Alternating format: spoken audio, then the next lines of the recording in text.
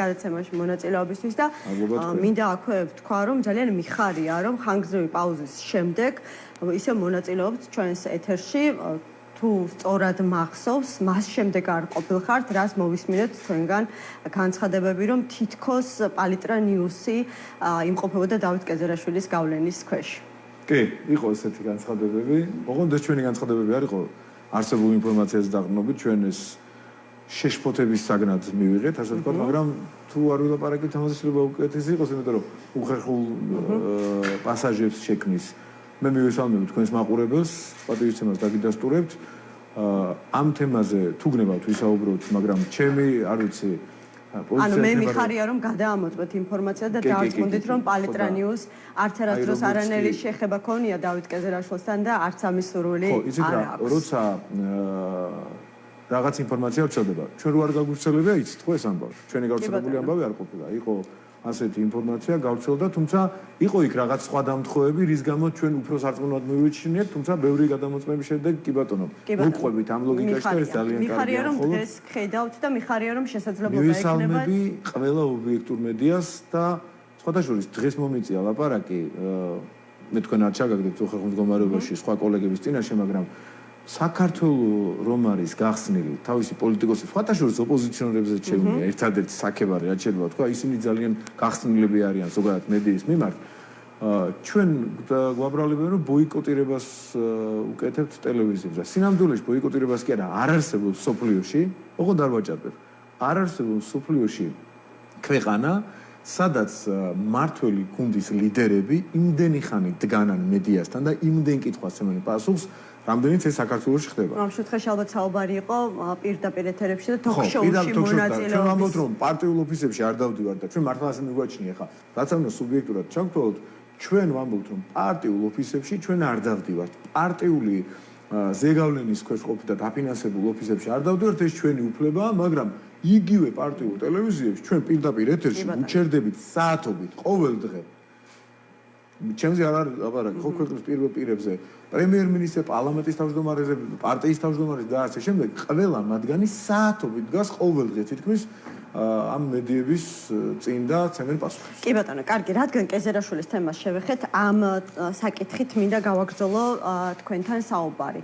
დღეს უბრალოდ გუშინ და დღეს ჩვენ მოვისმინეთ განცხადებები, რომ ამერიკის შეერთებულმა შტატებმა დავით კეზერაშვილს ვიზის გაცემაზე უთხრა უარი. დღეს მისი წარმომადგენლების განცხადებაც გავრცელდა, სადაც ისინი ამბობენ, რომ ამერიკის შეერთებული შტატების გადაწყვეტილებაზე იქონია გავლენა საქართველოს მთავრობის ცილისმწამებლურმა კამპანიამ დავით კეზერაშვილთან მიმართებაში, აი რას უპასუხებდით მის უფლებადამცველებს? ანუ კონცენტრების საქმე საქართველოს მთავრობა იძიებს მხოლოდ?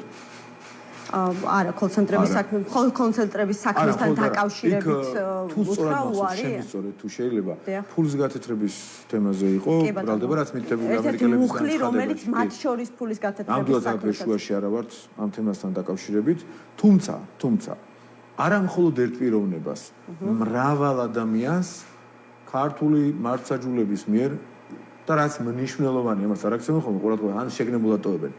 მტკიცებულებების მოპოვების მაღალი სტანდარტით, ზოგ შემთხვევაში ბრალი დადასტურებული აქვს და განაჩენში ასახული და ზოგ შემთხვევაში ბრალი აქვს ასევე მაღალი სტანდარტით, იმასაც დარჩება ნაკლები სტანდარტი ვიდრე განაჩენს, რა თქმა უნდა, განაჩენის სტანდარტი უფრო მაღალია და ასეთ შემთხვევებში ჩვენ ხედავთ სამწუხარო რეალობას, რომ ჩვენი პარტნიორი და მეგობარი ქვეყნები აძლევენ თავისუფლად გადაადგილების საშუალებას. ახლა რა არის განსხვავება? ჩვენ არ წავუყუროთ ამ შემთხვევას სხვა შემთხვევასთან მიმართებაში და მოდით ვილაპარაკოთ შედარებაზე და პარალელებზე მოსამართლეების სავიზო შეზღუდვასთან დაკავშირებით. სავიზო შეზღუდვა დაუწესეს იმ ადამიანს, რომელზეც თქვენ ბრძანებდით, ახლა სავიზო შეზღუდვა, რასაც სანქციები დაარქვეს ამ ქვეყანაში, მოდ დავარქვათ ან შეზღუდვა, ან სანქცია. ორივე შემთხვევაში ერთთან გვაქვს საქმე. სავიზო სანქცია, დავარქვათ ასე. რაღაც შუალედური რო გავაკეთოთ. ერთ შემთხვევაში ჩვენ საქმე გვაქვს დღევანდელ შემთხვევასთან, როდესაც ადამიანი სავიზო სანქციის ქვეშ მოაქციეს, რომელსაც ედავებიან გათეთრებას, კოლცენტრების თემას, დადასტურებული ბრალია და ბევრი ასე შემდეგ, ანუ გვაქვს ჩვენ უთხოვარი მტკიცებულებები კონკრეტული პირის მიმართ სისხლისამართლებელი დევნის რეალურობის შესახებ, ხო?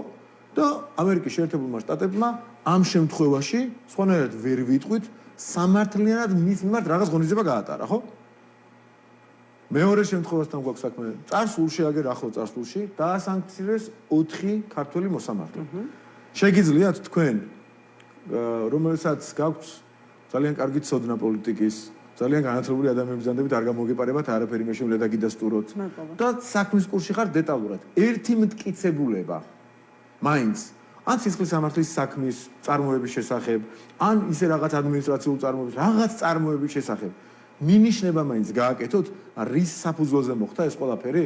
ეს ინფორმაცია თქვენ გამოითხოვეთ ამერიკის სახელმწიფო დეპარტამენტისგან. ხო იცით თქვენს რომ არ მოგწონთ. შესაბამისად ამისა, ჩვენ გვყავს 4 მოსამართლე სავიზო სანქციების ქვეშ, რომლებზეც არ ვიცით რატომ, რაღაც ზოგადი ზეპირი ბრალდებები იყო და მეორე ადამიანი გვყავს ქართველი ასევე, რომელიც მიმართ სისხლის სამართლის საქმეები, უამრავი ბრალდება, მტკიცებულებები არსებობს და ესეც.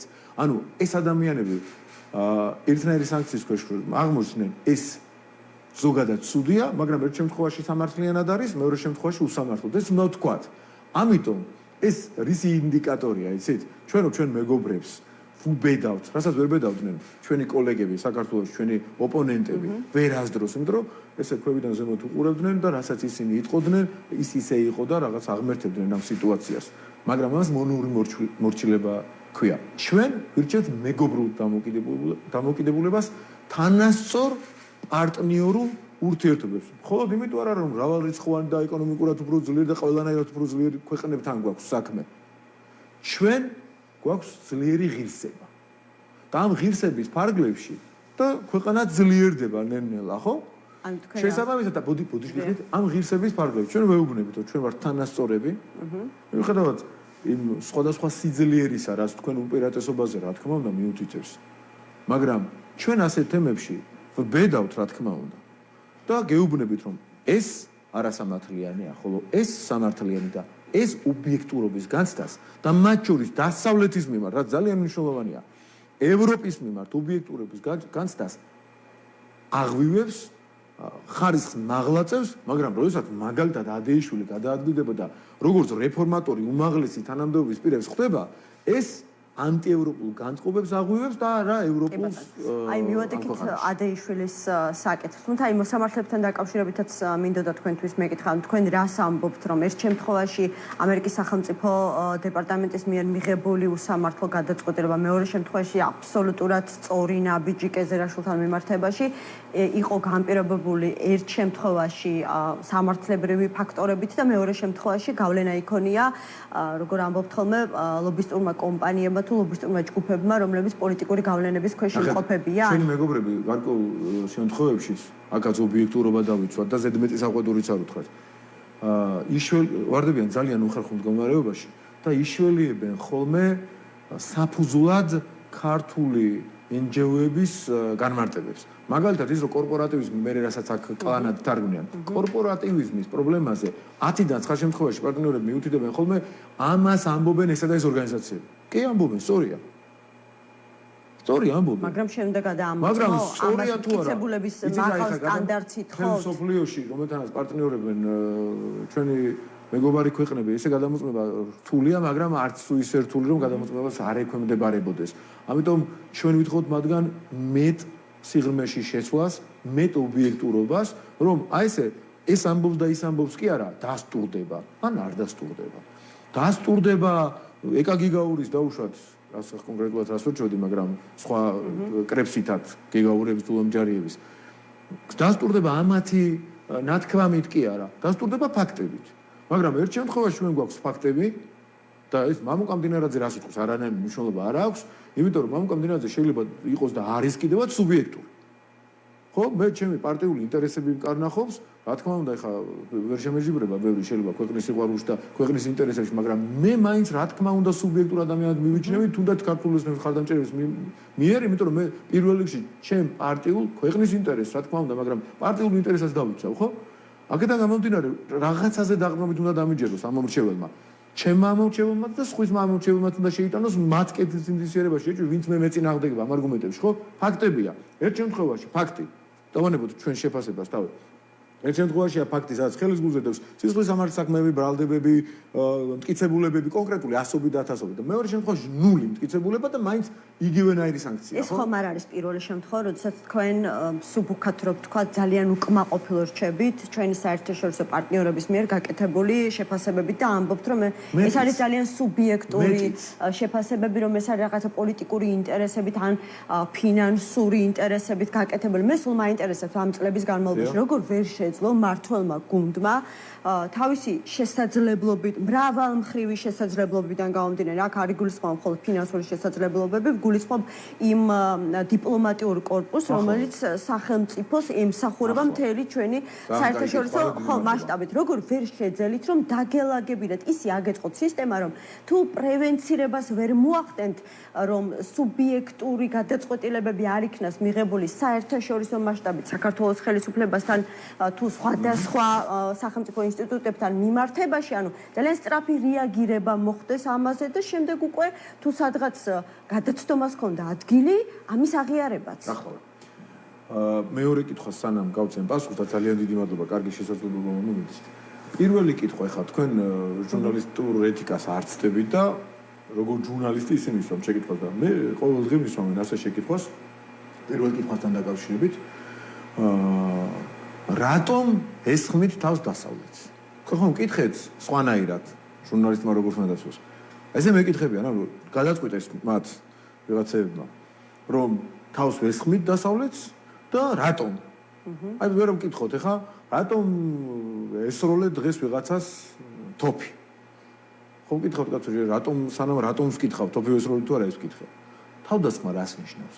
ანუ თუ ჩვენ ვამბობთ, რომ ჩვენ პირში ვეუბნებით სიმართლეს, ჩვენ მოყვარე, ჩვენს აი ძველი ანდაზიდან წამოვიღებ. ხო? ჩვენ მეგობრებს, თუ ჩვენ პირში სიმართლეს ვეუბნებით, ეს ანტიდასავლურობაა და ადეიშვილის გადაადგილება დასავლურობაა? საქართველოს მოსახლეობის 90% სადისტად და ამ სადისტური სისტემის შემქმნელებად ვისაც უყურებს, მათ შორის ერთ-ერთ მთავარ ადამიანს თუ თავისუფლად გადაადგილების უფლებას აძლევენ და ჩვენ ამაზე უსაყვედუროთ, ეს არის ანტიდასავლურობა? ხო არ შეიძლება რომ ეს ანტიდასავლურობა იყოს. ამაში იყო დიდი სპეკულაცია და დიდი ანტიდასავლურობაა თავისუფლად ჩადებული. ეს ხო ასია ობიექტურად, ახლა ადეიშვილზე ვლაპარაკობთ, ვიკამათოთ ადეიშვილი არის თუ არა ამ სისტემის შემქმნელი? ხო არ არის ეს საკამათო მომენტი. აქ თვითონაც ვერ კამათობენ. იმაში კი არ შემოდიან ადეიშვილი კარგი პოლიტიკოსია, რეფორმატორი არა, თვითონაც ვერ ბედავენ. ახლა თქვენ რაც ბრძანეთ მეორე ამაზე, რატომ ვერ შეძელით დაგერწმუნებინათ? დარწმუნებულები არის. მაშინ რატომ აკეთებენ ასეთ განცხადებებს? იმიტომ რომ განცხადებებს კი არა. არ ხოლმე განცხადებებს, გადაწყვეტილებებს იღებენ. ეხლა დავიწყოთ ამას ცოტა სინქრონში მიჭირს ხოლმე 30 წამში ამ ყველაფერს მოწევა და რამდენიმე წუთში ძალიან მარტივად აღიხსნით. ჩვენ რომ გლობალური ომის პარტიას ვახსენებთ, ეს არ არის თლად გამოგონილი, ეს არის ჩვენი შერქმეული სახელი დავარქვათ, მაგრამ ჰაერიდან მოტანილი და გამოგონილი ამბავი არ არის. ჩვენ ხო ვნახეთ, რომ რაღაც ძალებმა საქართველოსთან მიმართებაში შეძლეს არაობიექტური გადაწყვეტილებების მიღება. ევროკავშირის გადაწყვეტილებაზე იმოქმედეს. მიდასტურებთ თუ არა, ემა, რომ ჩვენ, როდესაც კანდიდატის სტატუსი ვერ მივიღეთ, ყველა კრიტერიუმით ვიყავით წინ. ხო მიდასტურებთ? არა, ყველა პარამეტრის ხო გასაგებია, მაგრამ იქ იყო საუბარი იმაზე, რომ საქართველოს საგარეო პოლიტიკა არ მოდიოდა თანხმდრაში. ეგეც ხო ტყუილი იყო, კაცო. ნახეთ რა შეასაქმე. იქ რაზე იყო ლაპარაკი, ის ტყუილი იყო თუ მართალი ერთია და მეორეა ტყუილი იყო ეს. თანხმდრაში არ მოსვლა ტყუილი იყო ხა. თუ კი ჩვენ ყველა მაგალითად უკრაინასთან დაკავშირებით ყველა დოკუმენტ შევუერთდით. რაც კი საერთაშორისო ასპარეზზე იყო წარმოდგენილი და 600-ზე მეტი დოკუმენტი ასეთი, მათ შორის ხაზგასმით ვამბობ, სულ ჰააგასთან მიმართებაში რუსეთის წინააღმდეგ. რა თანხმდრაზეა ლაპარაკი? თუ ჩვენ გვაქვს ის რეალობა, ფაქტი და არა ისევ ჩვენი შეფასება, რომ ჰააგასთან მიმართებაშიც კი რუსეთის გასამართლებას არის საუბარი, ამ დოკუმენტსაც უერთდება საქართველოს, ყველა დანარჩენი სპეკულაციურია განცხადება, რომელიც ამბობს, რომ თანხმდრაში ევროკავშირის პოლიტიკასთან ამ საკითხებთან არ მოდიოდა. ახლა დათქმა, ხო? ახლა არ გადავიდეთ, ხო? ის დაგვრჩება. ანუ ყველაფერი იდეალურად არ არის, თქმა მინდოდა. იდეალურად არსად არაფერი არ არის. ახლა გეტყვით რა შეასაქმე. ესე იგი, მაშინ როდესაც თქვენ დამიდასტურეთ კი არა. ესე იგი პატრის გზით, იმიტომ მათ შორის ახლა მე რომ თქვენ მარტივად ამდა უჭირთ. არა, ეს თვალსაჩინოდ ჩანს ამის ასე ვთქვათ. პრეზიდენტად წოდებულმა ვერ თქვა 2 წლის განმავლობაში რომ საქართველოს იმსახურებდა კანდიდატის სტატუსს. ოღონდ ეს თქვენ ახლა მოახერხეთ 1 წამში. ახლა რაშია საქმე? როდესაც არა თქვენ და მე, არამედ ევროკავშირმა რამდენიმე თვეში იმ გადაწყვეტილების შემდეგ როდესაც საქართველოს არ მიანიჭა კანდიდატის სტატუსს და მხოლოდ ერთი პატარა საფეხური წაწია წინ და მიანიჭა მხოლოდ პერსპექტივა უკრაინასა და მოლდოვასგან განსხვავებით გამოაქვეყნა კრიტერიუმები, სადაც ყველა წამყვანი კრიტერიუმით საქართველოს იყო პირველ ადგილზე. ანუ ევროკავშირმა ამ ნაბიჯით თავადვე აღიარა, რომ წინ მდგომ, ანუ იმ კრიტერიუმებით, რომელიც ჩემთვის განმსაზღვრელია, როდესაც ვანიჭებ რაღაც სტატუს ქვეყანას, ამის მიუხედავად მე არ მივანიჭე კანდიდატის სტატუსს. გამოქვეყნებული კრიტერიუმები ამაზე მეტყოლებდა. აი ამ ფონზე არსებობს რაღაც ძალა. თუ გნებავთ გლობალური რომის პარტია დავარქვათ, თუ გნებავთ ნებისმიერ რაღაც X ძალა დავარქვათ, აი ამ X ძალას შესწევს უნარი, რომ მიუხედავად იმისა, რომ ქვეყანა არის პირველ ადგილზე, ევროკავშირმა მიიღოს გადაწყვეტილება, რომ მას არ მიენიჭოს სტატუსი და მიენიჭოს სხვა ქვეყანას, რომელიც ამ ქვეყანას ჩამორჩება ყველა კრიტერიუმით. რა პრობლემაა ამის ფონზე, რომ ერთი კრიმინალი ადეიშვილი ან მეორე კრიმინალი ვიღაც გადაადგილდებოდეს ევროპის ქვეყნებში. აი შევადაროთ ხა სიმძიმის და გავლენის ხარისხი. კანდიდატის სტატუსს თუ სუბიექტურად არ ანიჭებინებენ და აქ ამხელა გავლენა შეიძლება კონდეს ვიღაცას ან რაღაცას. იგივე ვიღაცას ან რაღაცას. რა უნდა დავარწმუნო მე მამუკამდინარაძე მან ნებისმიერმა ხელისუფლების ხელისუფლების ნებისმიერმა წარმომადგენელმა რომ იცი რა დაიჭირა და გადმოგვიწვის ასტრაფო. მივხვდით ხო შედარება და ბოდიში ერთი წინადებით დავამთავრე. საქართველოს პასუხისმგებლობა სად არის? სადღაც პასუხისმგებლობის ზღვარი. ორ სუბიექტ შორის ეს ქვეყნები იქნებიან თუ პარტნიორები თუ ვინც არ უნდა იყოს ორი ადამიანის იყოს. ერთის პასუხისმგებლობის ზღვარი ორივეზე რომ არის დამოკიდებული რაღაც მოქმედების შედეგი და ფინალი. სადღაც ხომ თავდება. სანამ თავდება ეს პასუხისმგებლობა, საქართველოს პასუხისმგებლობა თავდება იქ რომ რაც შეიძლება მაღალი სტანდარტით დაუმტკიცოს ადეიშვილის ან სხვა დამნაშავების ბრალი. ხო ესეა. ადეიშვილი უმაღლესი თავად რომ არ დაესიზმრებოდათ აი ამ სტანდარტით მიცემული არიან პასუხისგებაში, შემდეგ განაჩენები დგას, ზოგზე განაჩენი დგას, ზოგზე ბრალია, გადაცემულია ყველა წესის დაცვით. არც ერთ წესთან დაკავშირებით კრიტიკა არ ყოფილა ჩვენი პარტნიორებიდან, მათ შორის ცირკულარიდან რომ მოხსნეს. არც იქ არ ყოფილა კონკრეტული მიტყებული რომ რაიმე მტკიცებულების სტანდარტი არ იყო წესრიგში, ან რაიმე პროცედურა იყო დარღვეული. ასეთი არ იყო. ანუ საფუძველი მოხსნისა შეიძლება იყოს რომ მტკიცებულების სტანდარტი არ არის საკმარისი, ან პროცედურაა დარღვეული. არც ერთი. ანუ ამაშიც X ძალას ხელეურებია ამას არ რაღაცა შეთქმულების თეორია დამაბრალეთ თუ გნებავთ, მაგრამ აი თუ გნებავთ დამაბრალეთ შეთქმულების თეორიაში ვარ შესული, მაგრამ როდესაც მითითება ობიექტური ვერ ხდება რომ აი რა სტანდარტი არ არის დაკმაყოფილებული, ან რა პროცედურაა დარღვეული, რატომ ხსნი? რატომ აძლევ თავისუფალ გადაადგილების უფლებას კრიმინალს, რომელსაც ბრალი აქვს დადასტურებული? ამის არგუმენტი რომ არ არის და ამის გარეშე ხდება მისი გადაადგილება, საქართველოს პასუხისმგებლობის ზღვარი იქ დამთავრებულია. მით უმეტეს, როდესაც ასეთ ადამიანებს ყველას არა ზოგი ვერც ბედავს. მე როგორც ვიცი და უკაცრავად უმეშლება, მაგალითად გვარამიას თავის საქმე ბოლომდე გასაჩივრებული სტრასბურგში არ უნდა კონდეს, შეიძლება მე არ ვიცი, არც მე მახსოვს. კარგად, მაგრამ ზოგს აქვს გასაჩივრებული, ზოგს არა. რაღაცა თითიდან გამოწოვილი მეორე მხრიდან რაღაც პროცედურულ დარღვევებზე რომ ასაჩივრებდნენ და 1-2 მესამედი ხარისხის მესამედი რაღაც უგულავასთან იყო რაღაც 10,000 ევროიანი თუ რაღაც, ხო?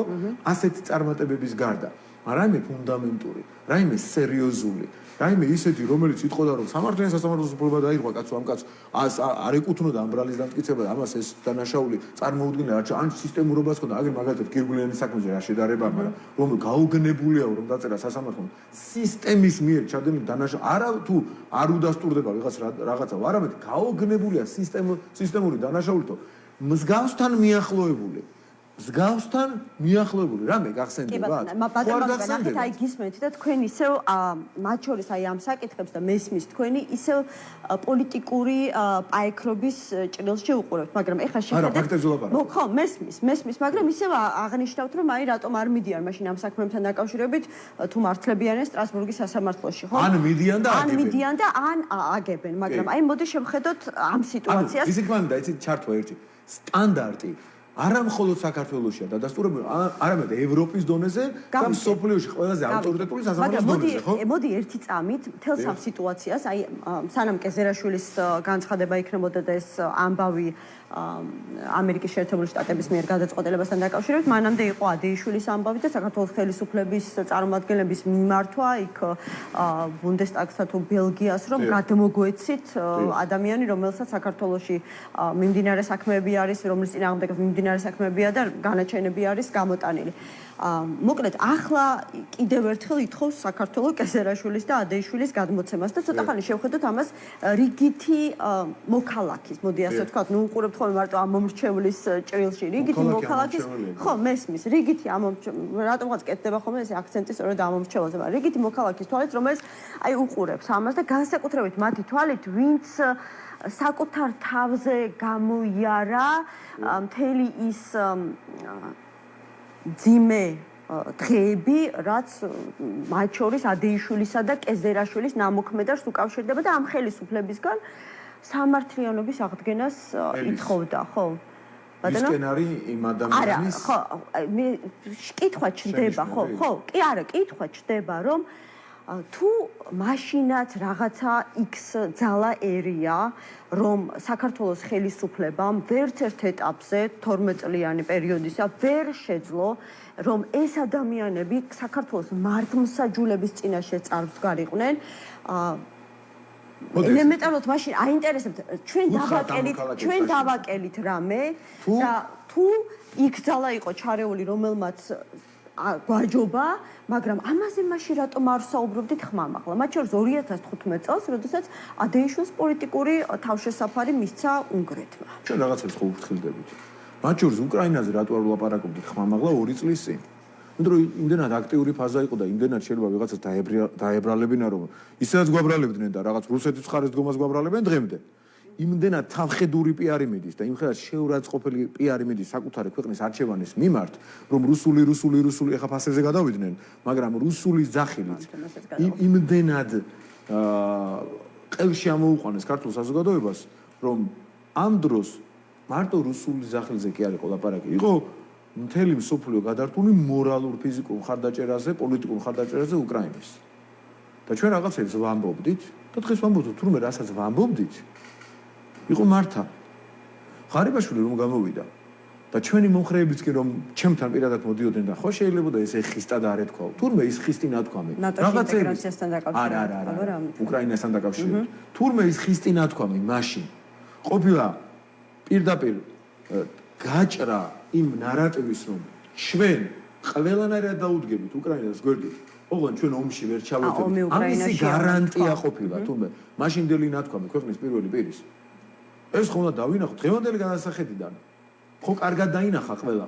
მაშინ ვინც საყვედურობდა, ახლა ხო ამბობენ რომ მაშინ ამას ვერ ხვდებოდით. თქო რომ ამაზე ლაპარაკობდით, ღიზიანდებოდით კიდევაც, მაგრამ დღევანდელი განსახედიდან ხო მიხვდით რაშია საქმე. და ხო დავაფასეთ და შევაფასეთ, სწორად. ეს ჩემი ნათქვამი ხო არის, ხო ბევრი ადამიანი გინახავთ. თქვენც ხო დამიდასტურებთ რომ 2 წლის წინ ძალიან რომ საყვედურობენ, დღეს მადლობას რო გიხდიან. თუმე რა სწორად მოქცეულად, რეები გადაგვიტანია. რეებისთვის გაგვიძლია და ამით შეგვინარჩუნებია მშვიდობა და განვითარება და ეკონომიკური წინსვლა ქონდა იმ პერიოდში, როცა ომში უნდა ყოფილიყავით ვიღაცების გათვლით, ხო? ხო, მაგრამ აქაც ისმის შეკითხვა საქართველოს პოლიტიკასთან მიმართებაში გულისხმობ იგივე დამოკიდებულებას რუსეთთან, ხომ? ანუ ეს არის ერთგვარი თავშეკავების პოლიტიკა, რაციონალური პოლიტიკა თუ საქართველოს ხელისუფლება გარკვეულ კომპრომისებზე მიდის? რა, აი კომპრომისის ერთი მაგალითი დამსახელდა. იგივე რუსეთთან პირდაპირ ფრენების აღდგენა. კომპრომისი ვისთან არის, კაცო? 800,000-ზე მეტი ქართველია იმაში რუსეთში და ისინი მაინც და მაინც უნდა დადიოდნენ სომხეთის, აზერბაიჯანის, თურქეთის და ასე შემდეგ გამი და უნდა იტანჯებოდნენ. სარგებლობენ აი ამ პირდაპირ ფრენებით. პირდაპირ ფრენით ტურისტები სარგებლობენ, რუსები თუნდაც. ეხლა ეროვნულობაზე ფაშიზმზე ნუ გადავალთ და იქ რაღაც რუსია და აბა მოკლა და რაღაცები გავაკეთე. აი ამ ნარატივსაც ხედავდით ხო? ეს ნარატივიც იყო, ხო გახსოვთ? მე მიხვდნენ რომ ეს ეროვნულობაზე და იმაზე ფაშიზმის გამოვლინებისთვის თავდა დაენებებინა და გაჩერდნენ მე ხო რომ ესეც ხო გვაქვს. არა, იყო საუბარი იმაზე სავიზო რეჟიმის დაწესებაზე, რომ გარკვეული პერიოდით საქართველოში გაჩერების შესაძლებლობა ქონოდათ. მეტი კონტროლი ყოფილიყო, რომ დივერსიული ჯგუფები არ შემოსულიყვნენ, ხომ? უსაფრთხოების სამსახური როგორ აკონტროლებს, ეგერ პირველები ვართ მსოფლიოში. შინაგან საქმეთა სამინისტროს სუსი როგორ მუშაობს, სხვა ქვეყნებთან, სხვა მრავალ ქვეყანასთან ერთად, მაგრამ პირველები ვართ ამ მიმართულებით. მსოფლიოში ეგერ გამოქვეყნდა კვლევა სხვა ყოფილა ქართული კვლევა, რაღაც რო დაგვაბრალონ. ეს ერთი. მეორე, პირველები ვართ მსოფლიოში სხვა მრავალ ქვეყანასთან ერთად. ეს ერთი და მეორე, რა მოხდა? ანუ რუსებმა წაიღეს ყველაფერი და რუსები შემოდიან და რაღაცებს აწყობენ და რაღაცებს რო აწერდნენ, გახსოვთ? არა, აღარ ახსოვს.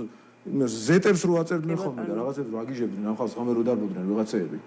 ეს მომენტი ხო გადავიართ, ეხლა აღარ გვახსენდება ხოლმე ეს ამბები და ამ დროს აი ამ პროვოკაციების დროს მე ვიდეოები რო ჩაწერეს რომ საქართველოს ემუქრებოდნენ ვითომ და იქ უკრაინულ რუსული რაღაცეები და თემები რო იყო და რაღაცებს რო გვაბრალებდნენ მე მაგალითად რო ამიტეხეს ერთი ამბავი რომ საქართველოს მოქალაქეების ჩამორთმევა უნდათო რაღაც განმარტება რო გავაკეთე იურიდიულ ეთერში გახსოვთ ეს ყველაფერი მომვარდნენ და ჟურნალისტები აი გავიხსენოთ ეხლა ხო დიდი დროა უკვე გასული აბა ერთი გავიხსენოთ მეთქი პირდებოდი თქვენს კოლეგებს გავიხსენოთ აბა რამდენ მოქალაქეს ჩამოვარდეთ მოქალაქეებს იმის გამო რომ უკრაინაში იბრძვის მეთქი და მებრძოლია მეთქი რამდენ ჩამოვარდეთ იყო ერთი შემთხვევა ესეთი ან ცდელობა ეხლა წავედი და იტყვენ რომ შეგეშინდა ჩვენ და იმიტომ არ გავაკეთეთო არც არავინ აპირებდა იურიდიულ განმარტებას ვაკეთებდი რომ ვიღაცა არც უმარტავს ამას მეთქი რომ ასეთი დათქმა არსებობს სადღაც მეთქი ანუ დათქმა თუ არსებობს ამას თუ იტყვი თურმე შენ აპირებ რომ მოქალაქეობა ჩამო ასეთებიც იკადრეს ხო ანუ ყველაფერი იკადრეს და ამის ფონზე ემოციებზე ითამაშეს ხალხის და დღეს უკვე აღმოჩნდა რომ ეს რაღაცა მოქალაქეობის ჩამორთმევა ის ზეტების წერა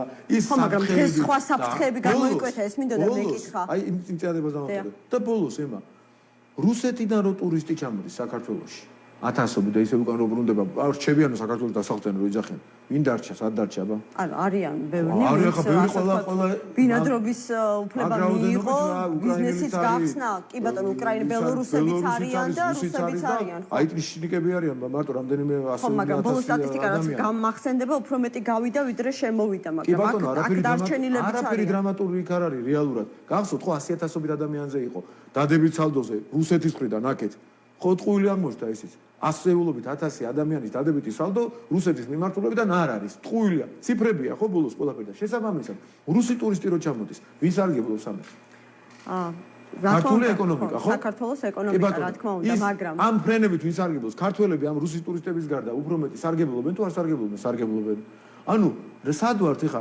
ქართველები დააზიანეთ ტურისტები არ შემოუშვათ სანქციები დააწესეთ ეკონომიკა დააზიანეთ 0.3%-იანი წილია ქართული ეკონომიკიდან იქით რუსეთში რომ თუ კი რაღაცა შეიძლება 0.3%-ამდე დავაზიანოთ რაც არაფერია და შენ რომ 10%-ით გიზიანდება მინიმუმ ეკონომიკა 10%-ით უკან წასვლა საქართველოს სხვა საფრთხეებზე არის აქცენტი გაკეთებული მაგალითად იმაზე რომ საქართველოს ეკონომიკა არ უნდა იყოს მთლიანად დამოკიდებული მტერი სახელმწიფოს ეკონომიკაზე ახლა ერთია რომ საქართველოს მოქალაქეები სარგებლობენ იმით და საქართველოს ეკონომიკა რუსი ტურისტი ჩამოდის საქართველოში მაგრამ არ უნდა დაგვაუწყოს საქართველოს 20% რუსეთს აქვს ოკუპირებული და ხო და ასე ვთქვათ ყოველ ჯერზე დივერსიებს ახორციელებს საქართველოს ოკუპირებულ ტერიტორიაზე და ეგრეთ წოდებულ ბუფეროს ზონაში ადამიანებს იტაცებს ანუ აქ მორალური და ასე ვთქვათ ეკონომიკური საკითხების თანხვედრა ხდება მაგრამ სხვა რამე ეს შორს თანხვედრაზე გეტყვით ერთ სიტყვას რადგან ახსენეთ არ მინდა რომ ეს ნარატივი გავატარო ამაზე საუბრობენ ისინი საუბრობენ იმაზე რაც ხდება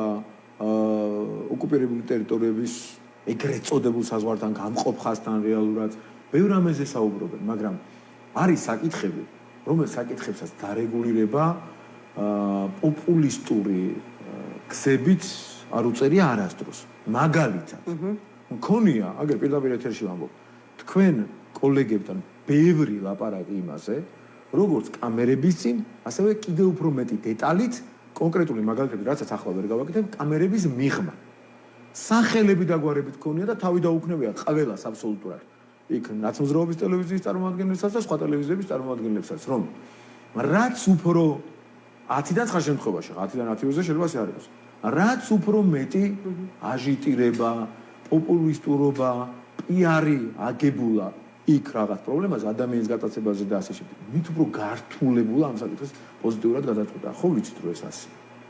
ზოგჯერ ყოფილა საერთოდ არავის არ გაუგია და მარტივად რაღაც იქ სახალხო დიპლომატიის დონეზე ხან იქ ღმერთი ააშენებს იმ ხალხს, რომლებიც ვიღაცებთან პირადად ურთიერთობენ ოსიეროვნების მოქალაქეებთან, რუსიეროვნების მოქალაქეებთან, ვიღაც იქ მოჭიდავეები არიან, რაღაც ვამხელთ ამას ხო, რომლებიც იმდენად ჩართულები არიან ხოლმე ახერხებენ, რომ აი ამ მოლაპარაკებების დონეზე ხანდახან სახელმწიფო სპეციალურად ერთი-ორი შემთხვევა ასეთიც კი ყოფილა გამდგარა გვერდზე, რომ ისე დაალაგებულა, რომ ერთ დღეში უკან გადმოუციათ ის გატაცებული მოქალაქე.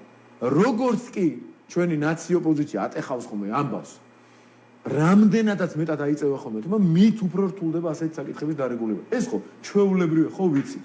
არა, მიუხედავად ამისა, რომ ეს იციან, მაინც საკუთარი პოპულისტური მიზნების აღსასრულებლად წირავენ იმ ხალხს და მე ხდება ხოლმე რაც ხდება და თვეები მიდის წამება და უბედურება და ხანდახან ფატალური შედეგები და მთელი ასეთი ამბები და მე პირდაპირ შემხებულობას კი არ ვაბრალებ ამასთან, მაგრამ შენ რო სულ მინიმუმ იცი რომ შენ ასეთ პოზიციონირებას აქ იქ რაღაცა უფრო ქართულებული შედეგი მოყვება, გაჩერდი ხო? ანაცვალე შენი რაღაცა ვითომ რეიტინგი გადადე ერთ წამით გვერდზე და გაჩერდი, გაჩუმდი იმ თემაზე, იქნება უფრო კარგად ლაგდება და იქნება კი არა სტატისტიკაც ამას გეუბნება, რომ უფრო კარგად ლაგდება ხოლმე. და თანხმედრაზე, რაც ყველაზე მთავარი, აი რაც არ უნდა ვილაპარაკოთ, ამაზე მთავარ ამბავს ჩვენ ამ გადაცემაში კი არა საერთოდ ვერ ვიტყვით. ჩვენი ხელისუფლების მთელი ყველაზე დიდი პლუსი იცი რაშია? ცალ-ცალკე რაღაც საკითხების დაალაგება, ეროვნული მიზნები და გამოწვევი მთავარი რა არის? დეოკუპაცია პირველი, ხო? ეკონომიკური პრობლემების ბოლომდე აღმოფხვრა, სიღარიბის დაძლევა, ხო ესენი? დემოგრაფიული მონაცემები, ევროპულობა, ევროპელობა, ევროპული ოჯახის სრულფასოვანი წევრობა, ევროინტეგრაცია და ასე შემდეგ. ეს ზოგი კონსტიტუციაში გვიწერია ევროპასთან მიმართებაში, ზოგი ისედაც ეროვნული ამოცანა, არაფერი ჩაწერა არ ჭირდება ამ ყველაფერს. ესენი ცალ-ცალკე რაღაცები შეიძლება უფრო მარტივად მიღწევად იყოს 1000 ჯერ რთული ამ ყველაფრის ერთად კეთება. იმიტომ რომ ჩვენ ყავს ოპონენტები, შეიძლება რაღაცა მიმართულებით, რაღაცა წარმატების ილუზია შექმნან და ეს ილუზორიულობა მდგომარეობს იმაში, რომ ერთის ხარჯზე მეორე შეიძლება რაღაცნაირად ოდნავ ერთი მომენტი წინ გადადგმულად ჩაგითვალოს ვიღაცამ. მაგრამ დეოკუპაციის გზაზე სიარული, მშვიდობა და სტაბილურობა, ევროპელობა, ევროპული ოჯახის უფასოვანი წევრობა, ეკონომიკური განვითარება. ეს ერთად არის ურთულესი ამოცანა. ურთულესი ამოცანა. თან შენ რომ გინდა, რომ შენი მომავალი დაიცვა და შემთხვევით არ გვიხსენებია ეს ამბავი, ხო? LGBT პროპაგანდის მამნე შედეგებისგან. თან შენ უფლებები დაიცვა, ისე ზედმიწევნით, რომ ვერც ერთმა ევროპელმა ვერანაირი საყვედური ვერ გითხრას და ეს დააბალანსო ერთმანეთთან მიმართებაში, არ არის ხო ეს მარტივი ამოცანა. აქ მიჯნა ხო რთული გასავლებია. ამ მიჯნას ვეხვეწებით, თქვენი ვერსია მოგვიტანეთ მეთქი. აი ამ კონკრეტულ საკითხთან დაკავშირებით, ხმას არის ეს არა. მინდოდა აი ამ LGBT პროპაგანდის კანონპროექტთან დაკავშირებით მეკითხა ხარს იჭერენო, ვერ ემიჯნებიანო ამბობთ ოპოზიციაზე, ხო და ამის გადასაფარად სხვადასხვა თემები გამოგთ. აი რაში შეიძლება აწყობდეს ოპოზიციას ახლა წინა საარჩევნოთ, რომ ვერ გაემიჯნოს? ხო, ვერ გაემიჯნოს, მკაფიო. პირდაპირ გეუბნებით. ვინ პატრონების ეშინია? აი გლობალური ომის პარტიას რო ეძახით ეგრეთ წოდებულს, აი ამ პატრონების თავის დავალებების მიცემების ეშინიათ. და ეშინიათ რომ აღარ დააფინანსებენ? რა თქმა უნდა, მათ შორის. და ხარს არ დაუჭერენ. მათ შორის დიახ. ეს ხო ვიცით ეხა, რაც არ უნდა ესე გავიკვიროთ და უშუალოდ სხვადასხვა არიან ხოლმე თქვენი კოლეგები ძალიან იკვირვებენ. რაც არ უნდა იყოს, მათ შორის დაფინანსება, მათ შორის ბევრი მათგანის პოლიტიკური ბედი დამოკიდებულია იმაზე, გაემიჯნება თუ არა. თქვი ამაზე ვიხუმრე კიდევაც, მაგრამ სახუმარო ამბავი ნამდვილად არ არის. ხო, მაგრამ ოპოზიციას რატომ არ აფიქსირებენ ისე? არც მხარს ოპოზიციას რატომ არ გარეთ მათი პატრონების ეშინია და ქართული ხალხის. ამომრჩევლის ეშინია. ქართული ხალხის. მოქალაქეების, დიახ. თუმცა ისინი ამბობენ მათი ოფიციალური პოზიცია ასეთია, რომ ეს არის ხელისუფლების მხრიდან ქარის წისქვილებთან ბრძოლა. რეალურად ეს პრობლემა არ დგას ახლა და ცდილობენ აი სხვა მიმდინარე პრობლემების გადასაფარად და თუ შეიძლება შემეკამათეთ მათი არგუმენტები. კი, აუცილებლად. არა, მათი არგუმენტებით ვერ შეგეკამათებთ, მართლა ერთადერთი შეკითხვა მაქვს, მართლა მაინტერესებს. აი აღსრულების მექანიზმი რა უნდა ჩაიწეროს კანონში? იმიტომ რომ დავანებთ ჯერ არა, ერთი წამი თქვენ ახლა მეუბნებით, როგორ უნდა უნკუნოოს პაციენტს, შეიძლება საერთოდ არ არის საბად. ისინი ამბობენ, რომ ეს პრობლემა არ დგას, ანუ ამ მიმართულებით რაღაც დაავადება სოფლიოში არ ვრცელდება. აი, დავარქვა დაავადება და პაციენტის მკურნალობა. თქვენ მეუბნებით რეცეპტი რა გამოწერა და მე მეუბნებით, მოდი დიაგნოზი დავსვა ჯერ. რაღაცასთან სულთან გვაქვს თუ არა საქმე, ჯერ დავსვათ პაციენტზე ვლაპარაკობთ. ანუ ჯერ ის არ ვიცი გჭირდება თუ არა კანონი გჭირდება თუ არა ამის დასაცავად? თქვათ ვართ ექიმები. იმ ხალხს ვლაპარაკობ, ვინმე არ გაიგოს ესე, ვინმე მას არ გაბედოს ეს სპეკულირება. ექიმები რომ იყო და კონკრეტულ ადამიანზე ვლაპარაკობთ. ეს ადამიანი თქვენ ამბობთ რომ ჯანმრთელია თქვათ, მე გეუბნებით რომ რაღაცა ტკივა, ხელი ტკივა ამ ადამიანს. შედარებაც ამ თემასთან დაკავშირებით. არა, ამ თემაზე იმ თემას არ ვადარებ. ჩვენ ეხლა ვლაპარაკობთ რომ კურნალობა ჭირდება თუ არა ადამიანს, თქვენ ამბობთ რომ საერთოდ არაფერი არ ტკივა. თუ არაფერი არ ტკივა, კურნალობას არ ჭირდება, ხო? ასე რომ ჯერ დავსვათ დიაგნოზი, პრობლემა არსებობს თუ არა და შემდეგ ვილაპარაკოთ ამ დიაგნოზის გადაჭრაზე კურნალობაზე. რომ რაღაცნაირად ოპონენტებმა საკუთარი პოზიცია მკაფიოდ დააფიქსირონ ამ თემასთან დაკავშირებით. ეს უფრო მნიშვნელოვანია თქვენთვის, ვიდრე თვითონ ასე ვთქვათ კანონპროექტი. ჩვენ გადავწყვიტოთ, ჩვენ მაინც შევთანხმდეთ ერთ რაღაცაზე, მე და თქვენ მაინც მაყურებლის გასაგებად საინტერესო დრო გვაძლევს ამის საშუალებას, საინტერესო დისკუსია გაიმართება. დღეს თანამედროვე სამყაროში ამ საკითხთან დაკავშირებული პრობლემა დგას თუ არ დგას? მე ეს პრობლემა არ შემხებია თუ პირადად მე მეკითხები. მე არ შემხებია ნამდვილად. მე არ შემწუხებია. მიუხედავად იმისა, რომ არ ვიცი, შვილებიც მყავს, აგერ მე შევწუხდი რატო? მე შევწუხდი მაშინ, როდესაც ვნახე, რომ ოფიციალურ სტრუქტურებში შეაღწია დათქმა, მითითება ჩვენ მეგობარ ქვეყნებში, რომ დედა და მამა აღარ გამოიყენონ ტერმინებად. თქვენ რატო არ შეგაწუხათ ამ? ხო, თუმცა ამით არ შეწუხდით თქვენ? არა, ეს მიმღებლობა გქონდათ ამის? არა, მიმღებლობა არ გქონდა, ბატონო მამუკა, მაგრამ მე ასე მივიღე ეს როგორც ინფორმაცია. მე ამას პირადად ეს მე არ შემხებია. ანუ დარჩება იქ სადაც არის და არასდროს არ შეგვეხება? ჩვენი საერთაშორისო პარტნიორებმაც კი გაიკვირვეს თუ რამდენად დეტალურად შეისწავლა საქართველოს მხარემ. კი, რუსები გავწევთ რა შეისწავლა უნდა. ხო, მესმის, მაგრამ ახლა ყურადღება მივაქციეს ჩვენ უმაღლეს თანამდებობის პირის მიერ იყო მითითება რომ არ ახსენოთ დედა, მამა ახსენეთ მშობელი, არ ახსენოთ ქალიშვილი, ვაჟიშვილი, ახსენეთ შვილი, არ ახსენოთ და ძმა და ახსენოთ რაღაც არ ვიცი. ეს ჩემთვის იყო შემაწუხებელი. და თქვენ ამბობთ რომ უნდა არსებობდეს კანონი, რომელიც ამ პროპაგანდისგან დაგეცავს. არ გადავიდეთ ამაზე, ნუ გადავიდეთ. არა, ეს არის ყველაზე საინტერესო.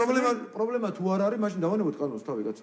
ახლავე გპირდებით რომ თუ ჩვენ შევთანხმდებით რომ პრობლემა არ არსებობს, დავარწმუნებ ჩვენი გუნდის ლიდერებსა და წევრებსაც და დავანებოთ კანონის თავი. ჩემი და თქვენ შეთანხმებაზე არის დგას ამ საკითხის გადაწყვეტის ამბავი. თქვენ თუ ეხა მე დამარწმუნებთ რომ ეს პრობლემა სოფლიოში არ დგას და ეს არ შეიძლება საქართველოს შეეხოს, მაშინ მე დღეს ვეწავლა დავარწმუნებ ჩვენ მეგობრებს, ჩემ თანამებრძოლებს როგორც ამ პრობლემის ასე ვთქვათ განსაზღვრელი, იმიტომ რომ მე ჩემთვის ეს ინტერესის საგანს არ წარმოადგენს ნამდვილად. მაშინ 2 წუთი დამაცადეთ. როდესაც ეხლა დასკვნა გავაკეთოთ ესე, თუ შემეწინააღმდეგებით, მოხარული ვიქნებით, თუმცა არ მგონია იყოს ლოგიკური შეწინააღმდეგება. თუ დღეს სოფლიოში დადგა საკითხი, რომ დედა და მამა არ დაუძახოთ. თუ დღეს ჩვენ ვხედავთ უამრავ ინფორმაციას ინტერნეტში და არა მხოლოდ გავრცელებულს, რომ ტრანსგენდერი ადამიანები, იმათ თავის საქმე, თავისუფლებებია, რაც უნდა ის იყვნენ, მაგრამ ტრანსგენდერი ადამიანები ბაღის ბავშვებთან მიყავთ და მათ წარმატებულობაზე და როგორი ბედნიერები არიან ადამიანები მისაბაძოებაზე და მიმბაძველობაზე ლაპარაკობენ. თუ დღეს გენდერსზე გვეუბნებიან, რომ ქალი, მამაკაცი და გენდერი და არა გენდერი ქალი და მამაკაცი.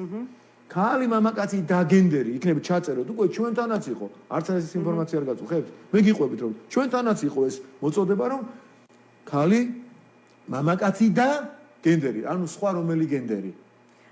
შესაბამისად ამისა, ბოდიში დავამთავრებ, ის იმას ნიშნავს, რომ ეს პრობლემა დღეს თანამედროვე სამყაროში დგას უმწვავესად. ისევე როგორც თითქოს, აი, ვიღაცებს ეჩვენებოდათ, რომ ქალისა და მამაკაცის ქორწინების საკითხი 2017 წელს არ იდგა.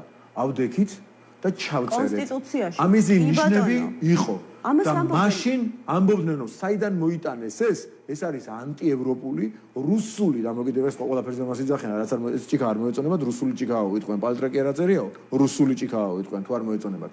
და აგერ წითელი ფერიაო და წითელი თეთრი და ლურჯი აკლია და რუსულიაო გეტყვენ. ხო, ანუ ეს მართლა ეს ამას იტყვენ ახლა პატარა ლურჯი ფერი და დამთავრდა რუსული ჭიქაა, ხო? აი ამ დონეზე არიან დაბიურებაში დასული თავის PR კამპანიის და სტრატეგიების შესაბამისად ეს არ იდგა ვითომ დღის წესრიგში ჩავწერეთ. დღეს კიდევ უფრო აშკარაა დღის წესრიგში, როდესაც რომის პაპიც კი გამოდის და უწევს თქმა იმისა, რაც თქვა. და რიში სუნაკი გამოვიდა რამდენიმე თვის წინ და მოუწია, ეხლა 10 წლის წინ რო ვიღაცას ეთქვა, რომ ქალი-ქალია, კაცი-კაციო, გაგიჟდა ეს ადამიანი, ვიფიქრებდი, ხო ესე იქნებოდა. დღეს რატომ მოუწია ბრიტანეთის პრემიერ-მინისტრს თქმა რომ მოუწევს რომ კაცია და ქალი ქალიაო რომ არ გაგიჟდეს და არ გადაირიოს ის ხალხი მისი ელექტორატი და მისი ამომრჩეველი და მისი მოქალაქეები ამასთან დაკავშირებით და ძალიან კარგია რომ კონსერვატიული ამ მიმართებით ბრიტანული საზოგადოება ამის თქმა მოუწია ქვეყნის ლიდერს ეს ხო არ არის მარტივი ამბავი და თუ არ ესენი ამბობენ ეს საკითხი საერთოდ არ დაწესებს და სინამდვილეში ამ საკითხის გვერდით დგანან აგერ იმის ხაზარაძის წარმომადგენელმა უკვე ეს აღიარა რომ ეს ყოფილა მარაზმატიკული რაღაც ეპიტეტი გამოიყენა დამოკიდებულება დედა მამა და არ დგას ეს დღის წესრიგში ამ დროს ჩემთვის დედა და მამა მე დედა ვარ და მოკლედ თქვენ ხართ კანონმდებლები თქვენ უნდა ასე ვთქვათ გამოკვეთოთ პრობლემა იმსჯელოთ ოპოზიციასთან ერთად და რეალურად ის საკანონმდებლო ჩარჩოც შემოგთავაზობთ რომელიც ფიქრობთ რომ ეფექტური იქნება რომ ერთის მხრივ არავის უფლება დაიღოს და არც და დაცული იყოს მეორეს მხრივ ყველა უმცირესობის უფლება ჩვენს ქვეყანაში. ვარ დავიყავი ამაზე პირადად ჩემი აზრი. შარშან მაგალითად ინტერვიუ მაქვს მიცემული, შარშან, რომ არ ვთვლი მაინც და მაინც მეთქი რომ კანონმდებლობით ეს უნდა დავარეგულიროთ, იმიტომ რომ ჩვენ ამ მავნე პროპაგანდას უნდა დაუპირისპიროთ ჯანსაღი პროპაგანდა მეთქი. და წელს რეალობის წინაშე დავდექით. როცა მინიშნებამ კი არა დავალებამ სახელმწიფო უწყებებში რომ დედა და მამა არ დაუძახოთ ამას პროპაგანდა ვეღარ უპირისპირდება წარმოუდგენ ამას მხოლოდ პროპაგანდა ვეღარ დაუპირისპირდება ამას სჭირდება მკაფიოდ გაწერილი ნორმები რომლის მიხედვითაც ჩვენ საზოგადოება უნდა დავიცვათ პროპაგანდის მავლის შედეგებისგან ოღონდ არავითარ შემთხვევაში უნდა დაგვავიწყოთ უფლებების ნაწილში ამან რადიკალური ჯგუფების მიერ არ უნდა შექმნას რაიმე პრობლემა ჩვენ მათ შორის LGBT თემის წარმომადგენლებსაც ვიცავთ ამ რადიკალიზმისგან, როდესაც კაფიოდ იქნება გამიჯნული უფლებების ნაწილი და მაღალ ხარისხზე ლაპარაკობთ უფრო გაზრდაზე, უფლებრივი მდგომარეობის რომ გარანტია მეტი იყოს, რომ არავინ ნებისმიერი არატრადიციული მიმართულების მიუხედავად არავის არ უნდა შეეხოს, არავის არ უფლება იქ გაკარების. და აქეთ ჩვენ ამ მავნე პროპაგანდისგან უნდა დავიცვათ ჩვენი საზოგადოება და ჩვენი შვილები ეს რომ კარგად ან კაფეოდ იქნება გამიჯნული, ორივე მხრივი რადიკალიზმისგან ყველა იქნება დაცული. როგორც უმრავლესობა ამ მიმართულებით, ასევე მცირე ჯგუფები, წარმომადგენლები და ყველაფერი იქნება კარგად, თორემ სხვა შემთხვევაში მომავალს არ მომავალზე ჩვენ ვერ ვილაპარაკებთ პასუხისმგებლობით და თამამად. კი ბატონო, ჯერ ნაადრევია იმაზე საუბარი, თუ რა ფორმით, რა მექანიზმებით შეიძლება LGBT პროპაგანდისგან დაცვა და შემდეგ უკვე აღსრულების მექანიზმები როგორი იქნება. ხა გადავიდეთ სხვა თემაზე.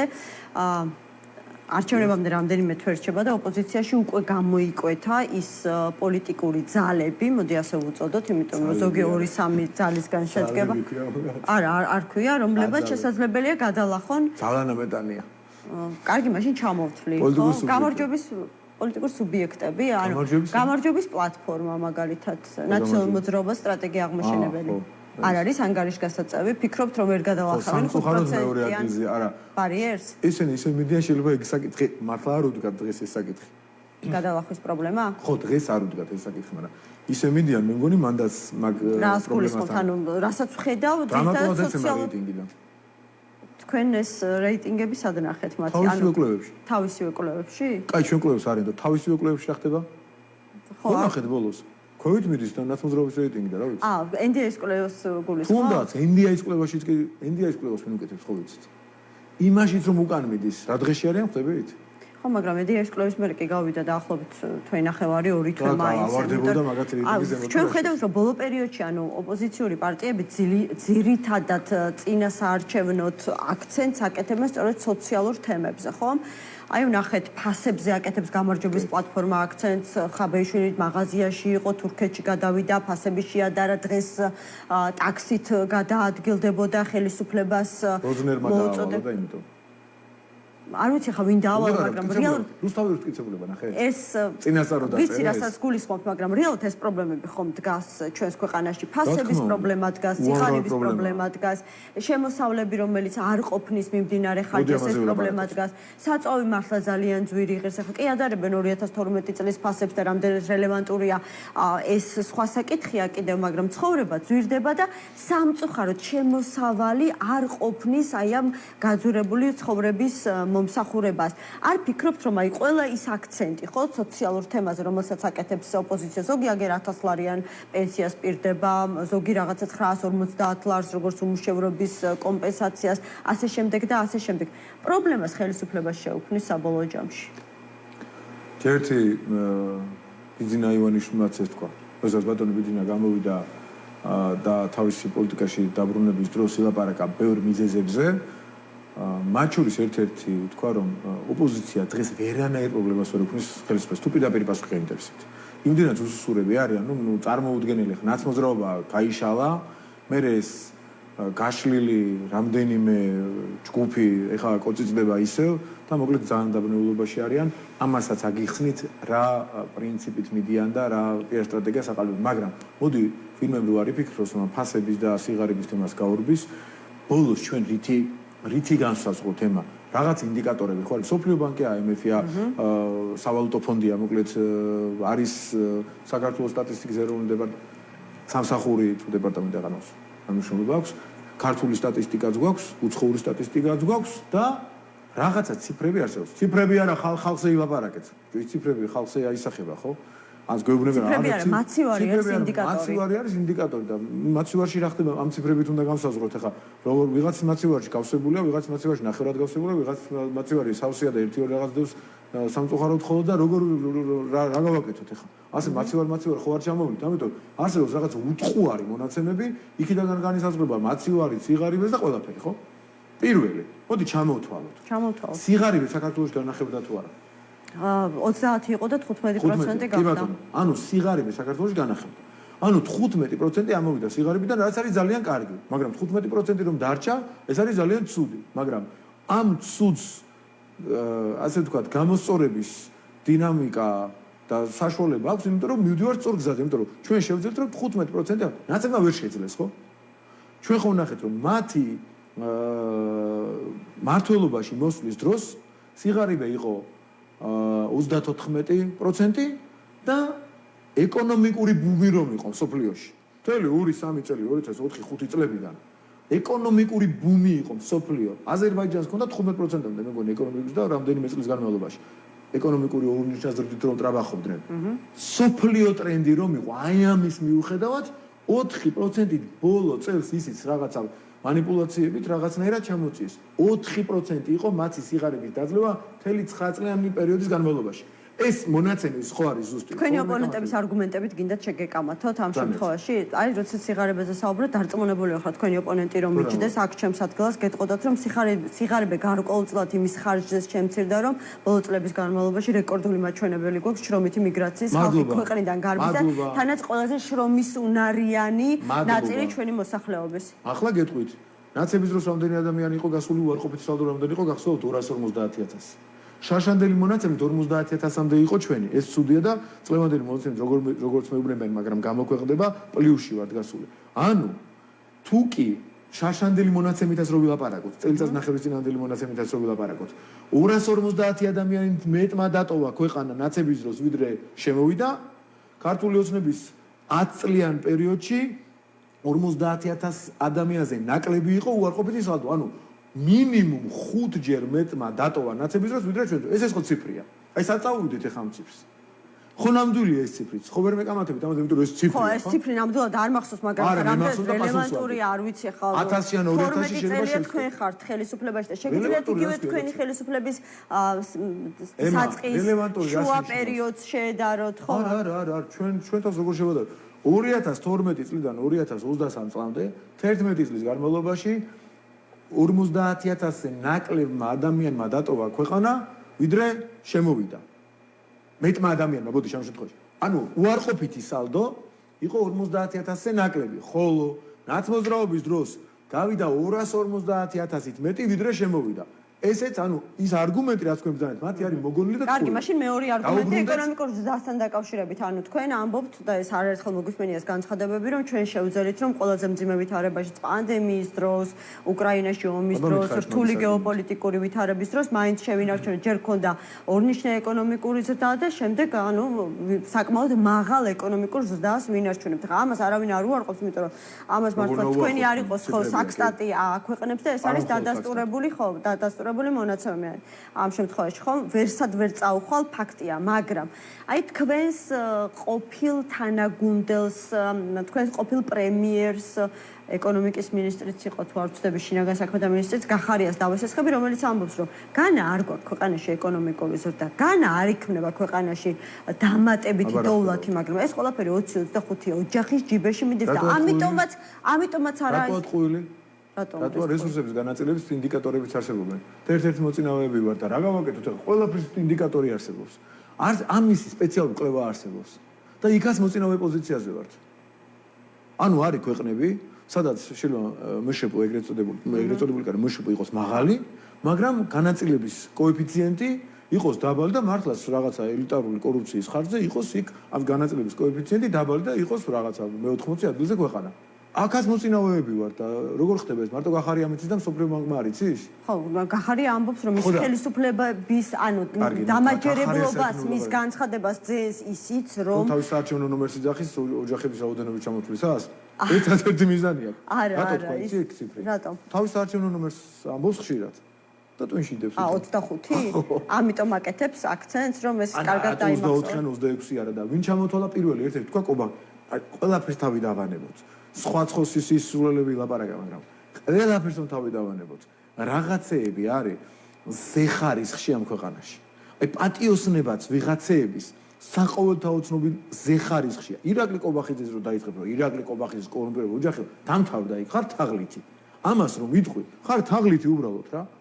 ეს იმდენად ოპოზიციას რომ ვერ ლაპარაკობს და შენ ამბობ, ნაცემთან მოღალატე ადამიანი, ეს და ამით იწყებ. პირველი ერთ-ერთი დაასახელა ირაკლი კობახიძე, არც მეტი არც ნაკლები.